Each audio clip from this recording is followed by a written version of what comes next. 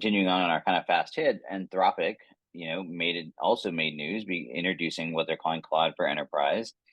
And so we can fully expect that OpenAI and Anthropic and others are going to continue to be charging ahead. So while they're doing this hardcore R&D for the next 3 years, the market's going to be moving at this incredibly rapid pace.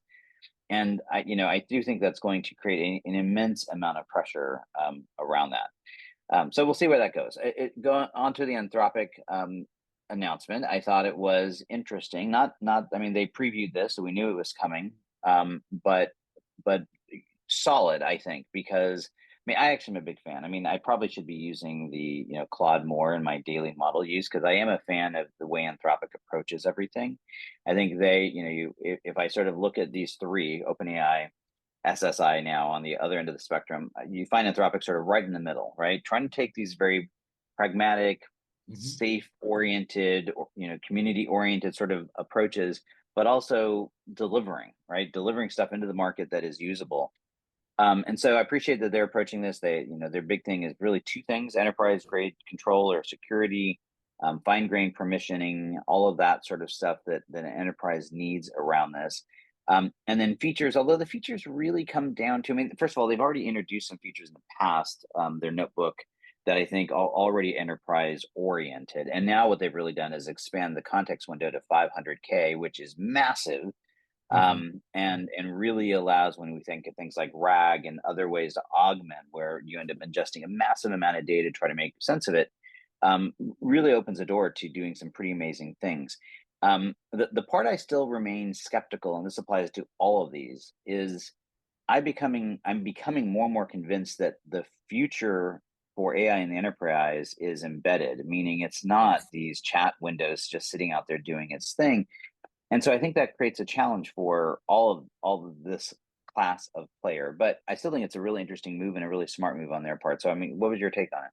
Yeah, I agree 100% on that last bit. That although AI and business intelligence and analytics are not directly comparable in a bunch of different ways, one way in that they are similar is that embedded BI and embedded AI are both going to be key to making these work. We saw that in the BI market, where until you were really able to embed it into apps, a lot of the money just wasn't there. This is going to be a very similar story for AI, where the story around embedded AI, around API pricing, around being able to have an AI store or some way or having different ways to be able to monetize your AI efforts at the end of the day.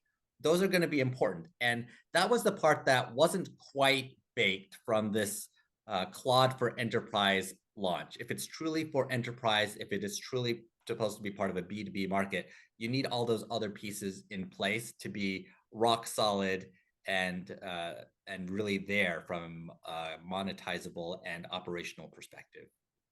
Yeah, although they and I mean, in their defense, I suppose both they and OpenAI and presumably SSI, when they get there, are sort of, I don't want to say they're between a rock and a hard spot. They chose this space, but they're trying to be in the foundation business, sort of like the AWSs of cloud, right? All right, where it's like, I'm providing the infrastructure, I'm providing the core, and then the community, are then doing something with it. And so clearly both Anthropic and OpenAI have this API based model, which is really meant to be the way that happens, right? So they're not competing. But I think as we've seen with both Amazon and Microsoft, there's probably a limit to that, right? Where I fully expect that we're going to start seeing these folks develop these more enterprise grade integrated apps in a way that actually makes them more functional, because otherwise you're just dropping a chatbot, and it's there's just so much slack in that in terms of how you might apply it, that it's tough to make sense of it, and tough to I mean, even Microsoft, which I think is doing a better job of embedding it, is struggling making the case for why someone should pay $30 a user per month to just get this chatbot, right? And yet where we are seeing are companies that are embedding it deeply into workflows, deeply into the process of an organization. You're able to extract so much more value because you're not leaving it up to the user to sort of figure it out.